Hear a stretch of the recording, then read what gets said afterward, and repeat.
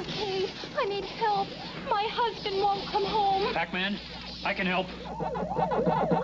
Get him, Pac-Man! Stand back.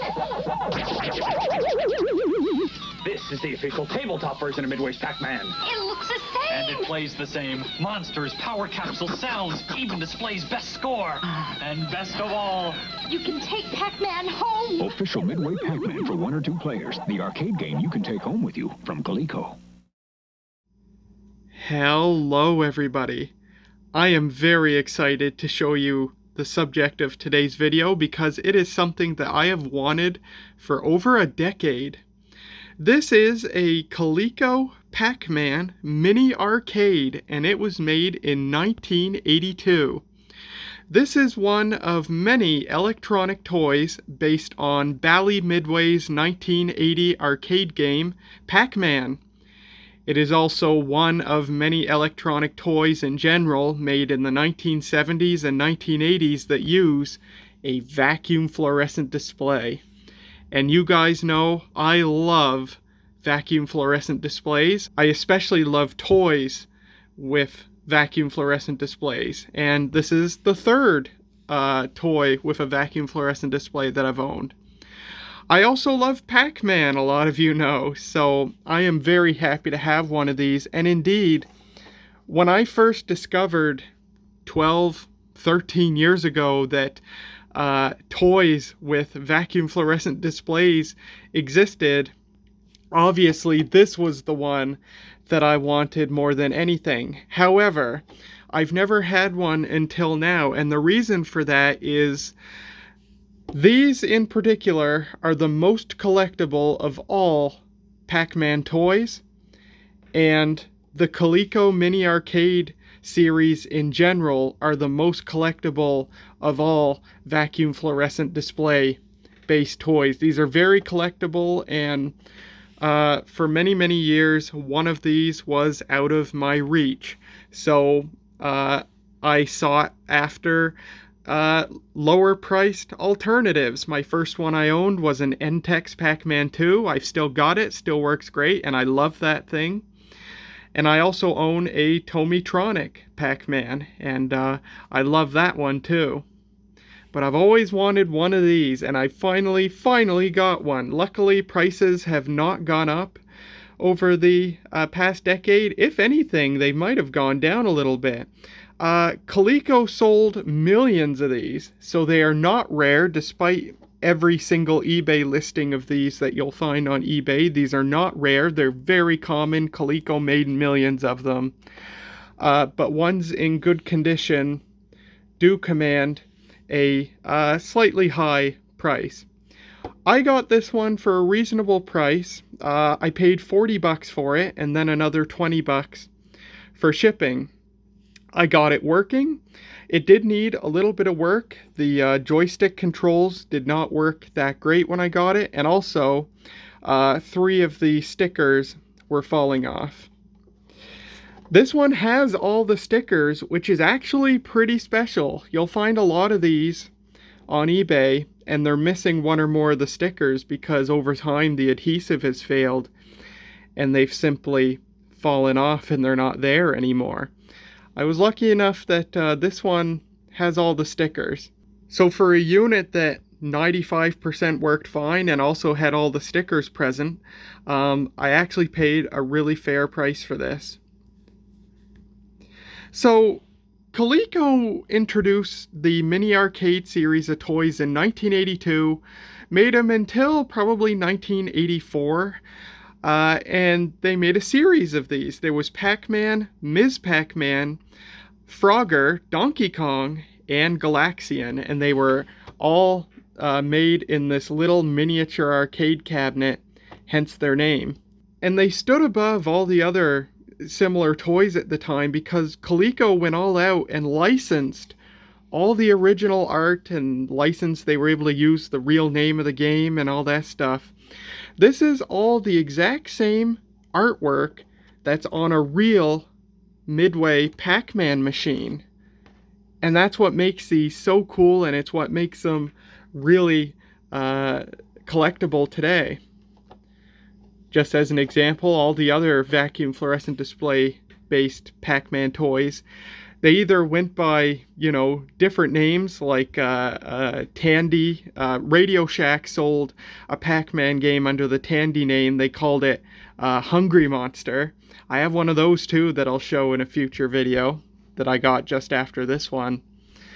And there were lots of funny names used for these toys that were obviously copies of, or, you know, obviously based on Pac-Man. But Coleco actually went out to license the characters and the name and the official artwork and everything, which is pretty cool. That made these slightly pricey for their time. I think around $50 in 1982 you would pay for one of these. So it was an expensive toy, but you really got a lot. These really offered a bit more value than similar toys of the time. So let's start by just hooking our eyes onto this thing. You've got a pretty decent sized vacuum fluorescent display. It makes use of 2 different phosphor colors, and there's colored gel filters on top of the display to produce a variety of different colors for different things, and we'll see that when we power the unit on. Look at this beautiful silk screen. This is silk screened artwork here. And if we look over there, it's got a 1980 copyright for the game itself, and Coleco copyrighted probably the design of the toy, and that's a 1981 copyright. Most of these on eBay, people will say they're from 1980 or 81. Coleco didn't introduce these till 1982. And a couple of the games, or actually just one of the games, I think, Ms. Pac-Man, that was only introduced in 1983. Here are the controls. You have 2 joysticks. Why are there 2 of them? Well, again, this was an expensive toy, but you got more value for your money because there's actually 3 different game modes on this. You have the ordinary Pac-Man. You've got head-to-head Pac-Man, which is a 2-player cooperative mode where both players work together to eat all the dots. And that's why there's 2 joysticks. And then there's a completely separate game called Eat and Run.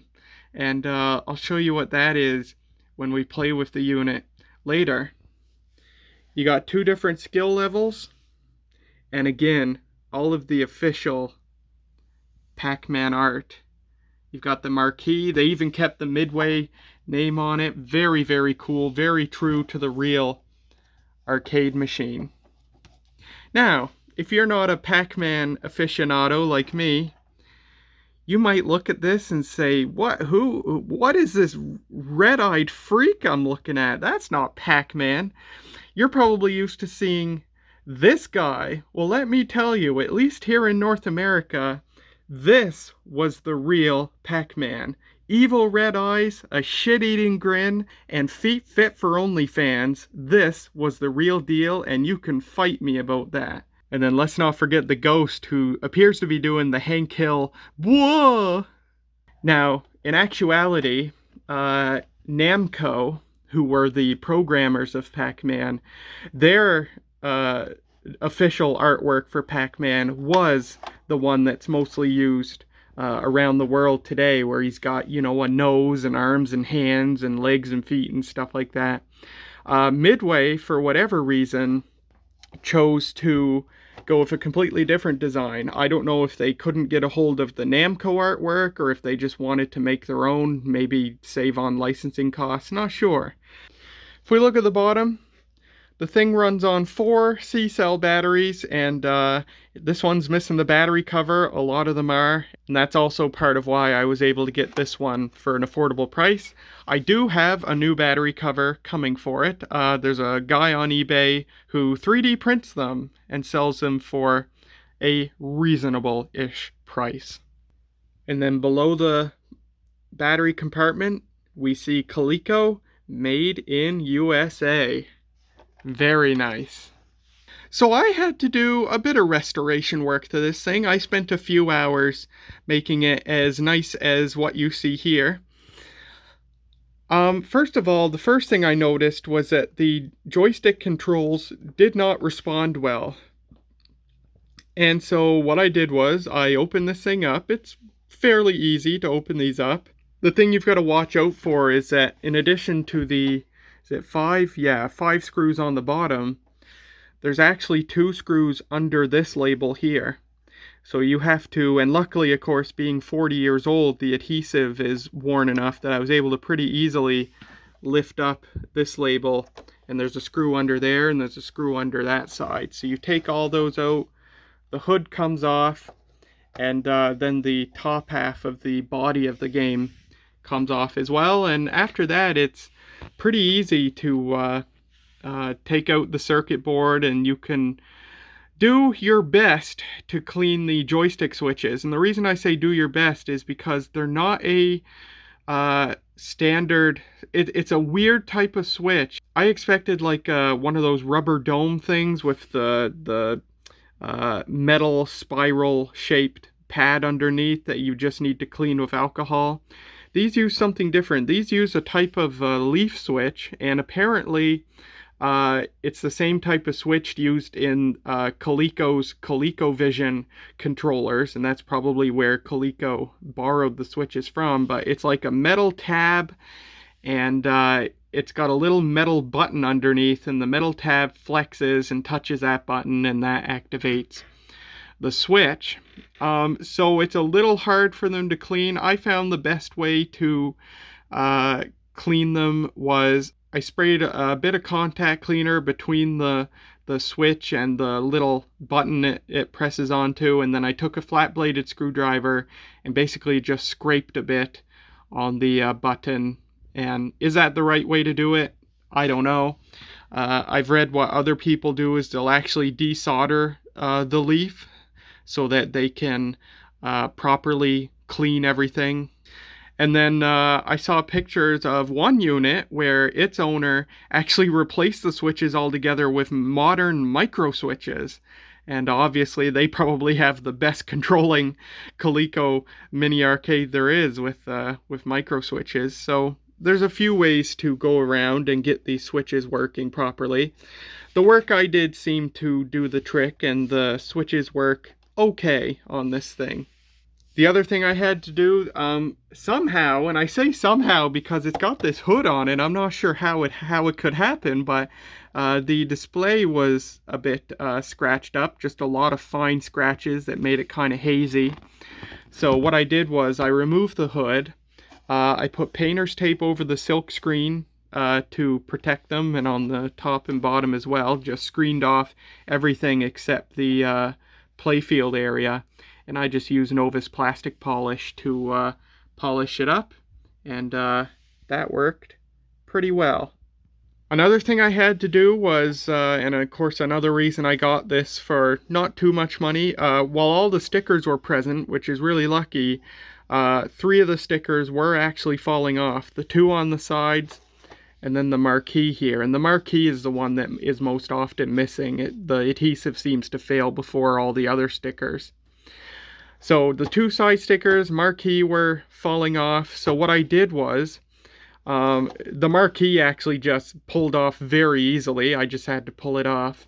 For the side stickers, I took a hairdryer, and I just carefully went with a hairdryer to heat up the sticker really well to make the adhesive, the remaining adhesive, looser.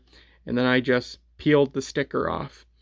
What I then did was I used Goo Gone to remove all the old adhesive off of the plastic body. I didn't touch the sticker itself. I just left the sticker alone. I removed all the adhesive off of the plastic body. I then cleaned it up with alcohol to get all the Goo Gone and other stuff off. And then I bought a can of this stuff, 3M Super 77 Multi-Purpose Spray Adhesive. I've seen other people reapply these stickers using Elmer's spray glue. That's probably a bit milder of a stuff than this is, but this was what was available to me locally. So I bought a can of this stuff for 20 bucks. And for each sticker, I masked off absolutely everything. I went hog wild with the painter's tape. I covered this, covered absolutely everything except precisely where the sticker was going to be reapplied. And I put a piece of cardboard behind here for any rogue spray to catch onto, and I did it right on the footstool here. I put an old shirt over top of the footstool. Just I wanted to be as careful as possible, and I applied some of that spray adhesive to where the sticker was going to go. And it only takes a very quick spray because this is obviously, you know, despite being called multi-purpose, this is really meant to be able to cover like an industrial sized thing. So the spray comes out pretty darn hard. But I sprayed it down. You wait like 15 or 20 seconds for the adhesive to tack up a little. And then I rolled on the sticker, and then I just spent time, you know, rubbing the edges with my thumb as much as I could, just to make sure the edges all stuck down as much as possible. And that's what works. The stickers did not get damaged in any way. This discoloration you see where it's like dark near the edges and stuff, they were already like that before I started. So it really looks a heck of a lot better than it did beforehand. Marquee, the same, came out really well. And the adhesive that got on some of the black plastic parts where it wasn't supposed to go, I was able to just clean that off with alcohol. It worked really well, except for the final sticker I was going to put on, which was this one. For some reason, instead of coming out as a spray, when I did it this time, it came out as a jet, just a hard jet of liquid, and it got very messy. Again, thank goodness I masked absolutely everything off and covered the surrounding area and everything. It made a bit of a mess, but nothing got harmed. So yeah, I guess you just got to be a bit careful with this stuff, because I don't know if I had to reshake it or what happened, but the spray kind of failed on me that last time, but that's okay. Everything worked out. This top sticker here, it's just barely lifting at the corners, but it's fine right now. I'm not going to worry about it. Same with this. It's lifting a bit at the corners, and but I'm not going to worry about it. It's holding just fine. It's really nice though, really nice quality. These aren't simply, I mean, they are paper, but they've been laminated. So it all, I mean, you can see the light reflecting off it. It's all held up really well just because it was manufactured, you know, to a pretty high standard. So very, very nice. So after reapplying the loose stickers, novicing the display, and cleaning the switches, there was one other, not really repair that I did to this, but actually a modification. These Coleco tabletops are very infamous for being very, very loud. And there's a very good reason that they're very loud. Coleco made kind of a novel design to these things. Now, the sounding device is, of course, a piezo buzzer. But Coleco did something different. They took that piezo buzzer, and on top of it, they attached a plastic cone, kind of like a speaker cone, and that cone amplifies that buzzer, and it just makes these very loud. I've read a lot of stories from people who had these in the 1980s, and they were just the bane of their parents' existence purely because of the loud sound. It wouldn't be so bad if it weren't for the sound design of this game. This game implements something that no other vacuum fluorescent display-based Pac-Man game does. It implements the siren sound that's in the real Pac-Man arcade. And when you pair that siren sound with an amplified piezo buzzer, it can be a pretty grating noise if you're not someone who's into loud, bleepy, bloopy noise.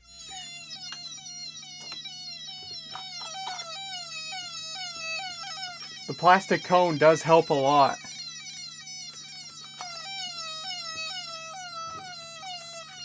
It adds a lot of bass response.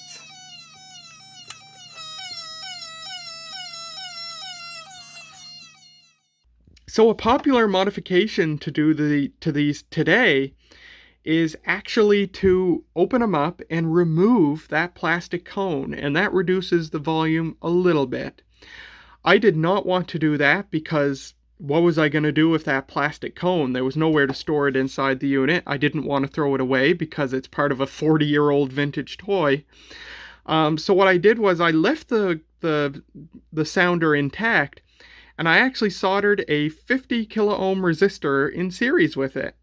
The sounder just attaches to the PCB with wires, and so it was very easy to just tack on a resistor, and that reduced the volume pretty significantly to a level that I'm comfortable with, and it worked super well. So there's a couple of options for getting these things to shut up a little if you're like me and you're not into the really loud noise that they make. But yeah, very interesting design to amplify a piezo buzzer with a plastic cone. Another thing I did while I was inside the unit, just for funsies, was I did check the electrolytic capacitors. There's only 3 of them. I unsoldered them, put them on my multi-tester, and all 3 of them actually tested perfectly fine, so I just put them back in. These toys, all of these vacuum fluorescent display based toys, they're incredibly reliable. There's just none of them seem to be electronically degrading. I've never heard of anyone having issues with capacitors or with ROMs going bad or with the display tubes failing or anything. These are just incredibly reliable. The worst thing that happens is damage from leaked batteries or, of course, the switches getting dirty. But other than that, all these toys, they were just incredibly reliable, as they should have been for how expensive they were back in the day. Another kind of an interesting fact is that while the other Coleco mini arcade games were actually built from start to finish by Coleco themselves, Pac-Man was not. This was actually built in partnership with Gakken. Gakken is a Japanese, or was a Japanese company. I think they're still around, but they made a ton of vacuum fluorescent display toys. And Coleco actually partnered with Gakken to manufacture this. I think how it went was Coleco themselves, they obviously physically designed the whole thing. And I believe Coleco themselves actually wrote the programming. But they wrote it on some sort of, prototyping device. And then they went to Gakken and said, hey, Gakken, we wrote this code for a Pac-Man toy. Can you assemble it for, one of your 4-bit microcontroller doodads? Because that's what all of these toys use. They all use a 4-bit microcontroller made by either Hitachi or NEC. And so Coleco partnered with Gakken to take the programming that they wrote and put it onto a 4-bit microcontroller that could be mass manufactured. As a result, Gakken actually sold their own version of this that was actually in the same housing, just with non-licensed stickers and stuff, just generic stickers. Gakken called it Super Puck Monster. Gakken made another Pac-Man game at the same time of their completely own design. They called it Puck Monster. I would like one of those someday. However, they go for a lot of money. They weren't sold in the United States. They were sold in Canada. But they go for a lot of money on eBay for some reason. But maybe someday. I think that's enough talking about this thing.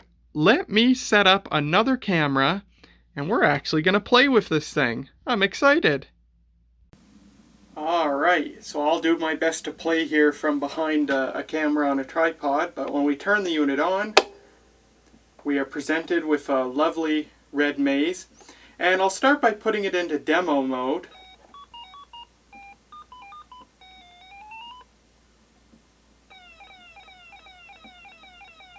And hopefully you can hear, even though I've reduced the volume,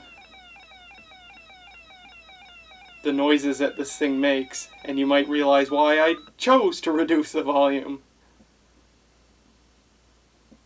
It's not very smart in demo mode, just kind of goes in circles and stuff.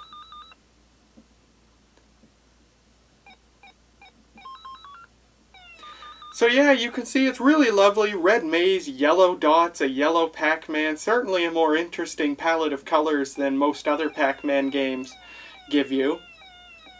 This is achieved through that red color filter that you could see in the light. The maze actually uses a red phosphor, but Pac-Man and the dots, they're all actually the normal fluorescent teal color, and the red gel filters those into a yellow color. So, we'll just begin with a game of Pac-Man. I'm going to play on skill level 1 because I don't think I'm very good at this yet. And we'll see how I do.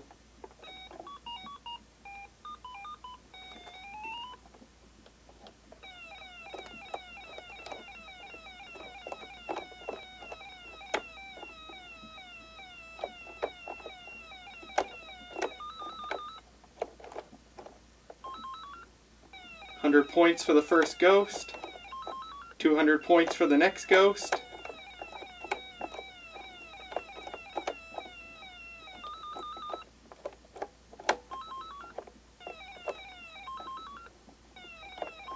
nice. Ha!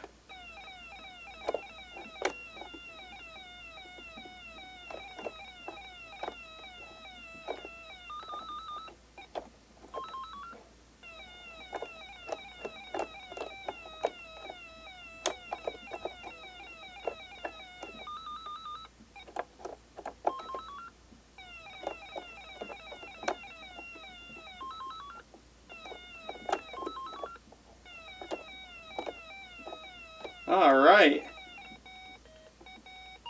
Next maze. Gets a little bit faster and the ghosts get a bit more aggressive.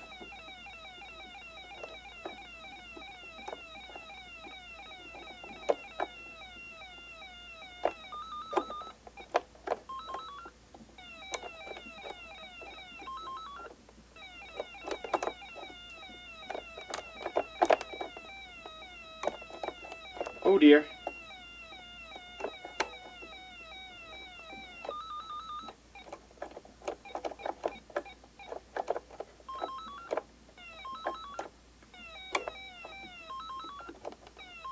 Nice. Wow. Doing better than I usually do.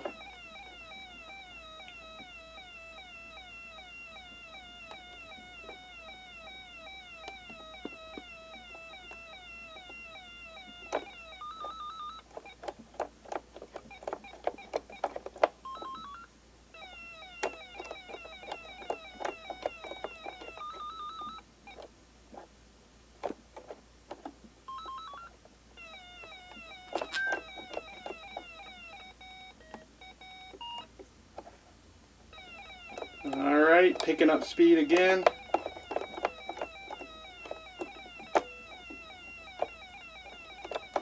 Ah! My controls failed. Oh, that's what you're blaming it on, you're saying.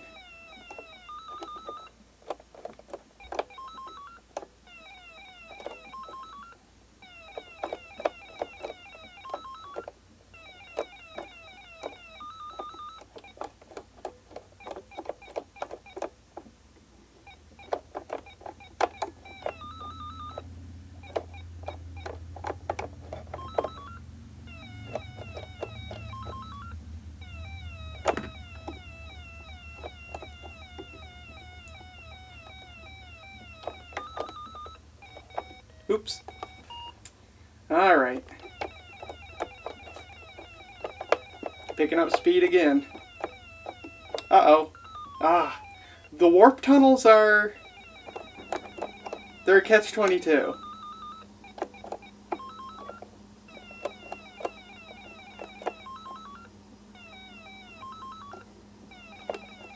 Tell you what, I think I'm doing a lot better than most YouTubers who review these do.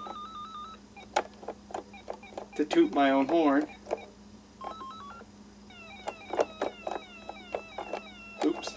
Ah. The controls are not perfect. Sometimes you press the joystick and it doesn't register.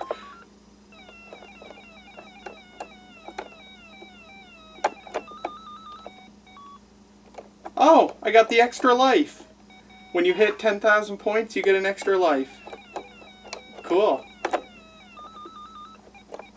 So we're moving really fast now. Now I'm at the point where I'm not going to go for the ghosts as much.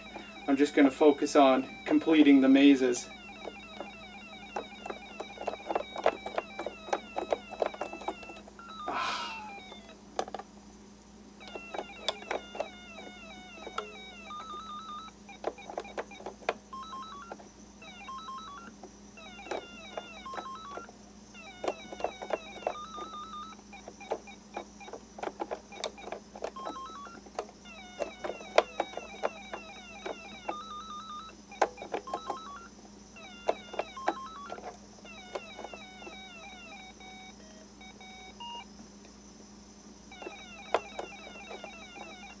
Oops.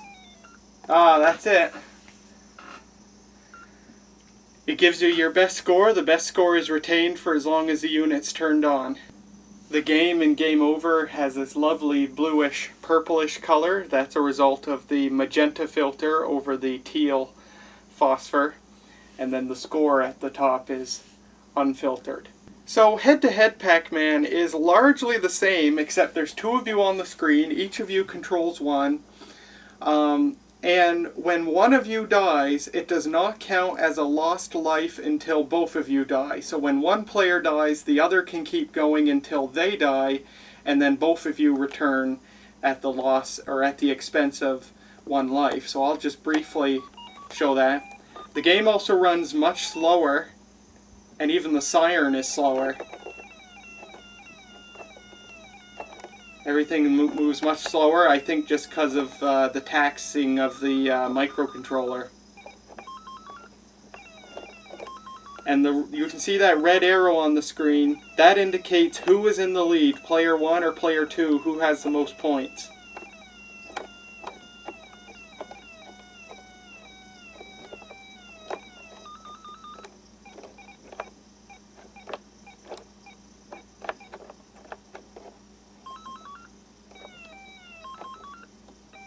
And when one player dies,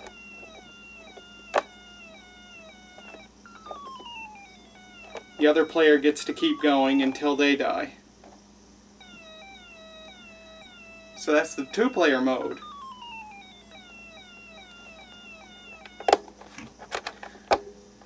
And then finally is the eat and run mode. Now this is a different kind of game, and it's really cool that they programmed this in. In Eat and Run, you are presented with only the 4 power pellets and the 4 ghosts. But the 4 ghosts start out next to the power pellets. You actually live in the ghost house, and the goal is to eat 1 or more power pellets, and then once you eat 1 or more power pellets, return to the ghost house. And that's when you get the points, is when you basically bring the power pellets back to the ghost house. So I will demonstrate that.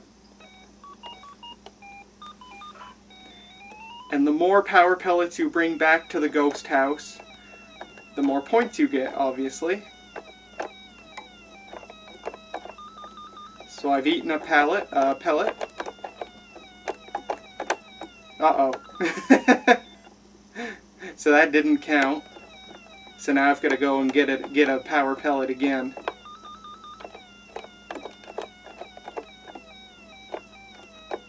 Oh, and you have to wait for the door to open. Oh, which it didn't. That's how it trolls you. There you go, I got 100 points.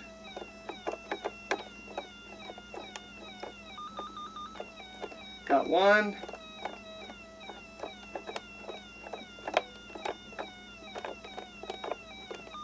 Got 2, and I'm probably gonna die.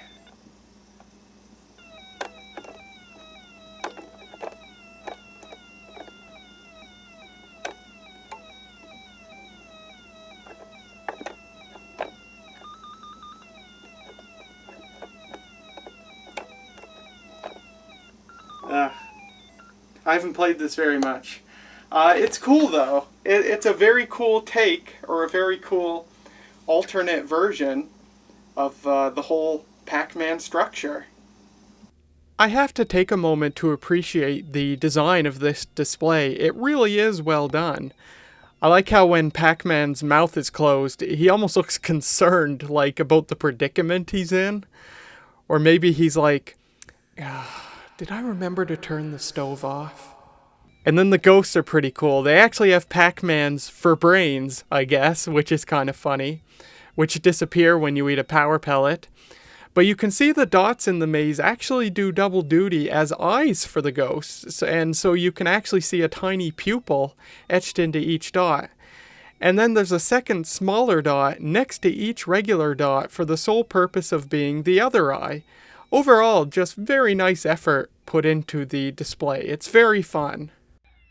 Well, that's about all there is to show of this Coleco Pac-Man mini arcade from 1982. I am really happy to have this. I waited many years to get my hands on one of these, and I'm really happy to have one. Not only is it fun to play, it looks darn awesome. Way more awesome than just about any other vintage Pac-Man toy. So really happy to have this. You know, it's funny. My other two Pac-Man games that I have, my NTEX Pac-Man 2 and my Tomitronic Pac-Man, I hold the unofficial record high score for those games. And when I say unofficial high score, I mean on the website handheldmuseum.com, which is a fantastic resource for all of these vintage toys. They have a dedicated forum section for high scores, and I hold the high scores for those two games, and I've held them for a decade. Well, I've held the NTEX one for a decade. The Pac-Man one, I've also held it for as long as I've owned it. So, 3-4 years? And nobody's ever beaten me. So, when I got this, I was excited. I was like, oh man, finally something I can be challenged again and beat the high score and hold the high score. Until I learned that people who own these have gotten as high as 300,000 points. That means they've rolled over the score counter 3 times. And the reason for that is because it was either one person or 2 people learned that there's a certain pattern that the ghosts always move in, and they memorize this pattern. And they're able to just complete maze after maze after maze by following this pattern. So yeah, my highest score on this so far, I mean on skill level 1, I've gotten, 12,000 points. On skill level 2, I might have gotten 2,000 or 3,000 so far. Other people have broken 300,000 points. So I guess I'm not beating the high score for this one. But I thought that was kind of funny. Like I said earlier, if you want one of these, one like mine, I paid $40 for this. That's about the going rate for one that works, but might need a little bit of cosmetic restoration. One that's nicer than this, you'll pay a bit more. One that's actually in the box will go for $80, $100. Or if you don't mind something that's a lot rougher than this, but still is functional, you can find these for $20, $30. And then finally, and a good example is one that I just found, or I just saw on eBay. It sold for $12, and it was cosmetically way better than this, and it worked.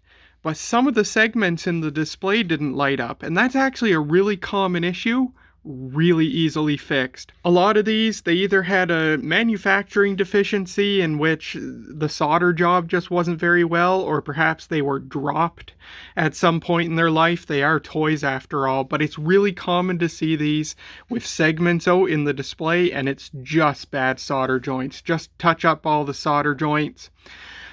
Check traces for continuity back to the microcontroller if you have to. That's the worst that goes wrong on these. Really easily fixed. And yeah, one of these that was in super nice shape sold for $12 on eBay just because it had a few lights out or a few segments out in the display, and that's really easily fixed. So there you go. Thank you so much for watching. It's been very fun to share this with you. And I've got a couple of other vacuum fluorescent display based toys that I also got right after this, and I'm really excited to show you those. as well. So stay tuned, and I will see you in the next video. Yeah, it's there's still cream, but it's not of broccoli anymore. It's cream of Brock, and Brock is a man. Oh, so, wrong pedal. Oh my god, I can't believe I did that. Oh my god, I'm embarrassed. Don't worry. I was like looking. No one was imagine we were like, I would feel terrible. Oh my god, I'm very embarrassed. Wilbur, don't worry. I have never done that ever. I was like looking behind me and like the positioning of my foot felt weird.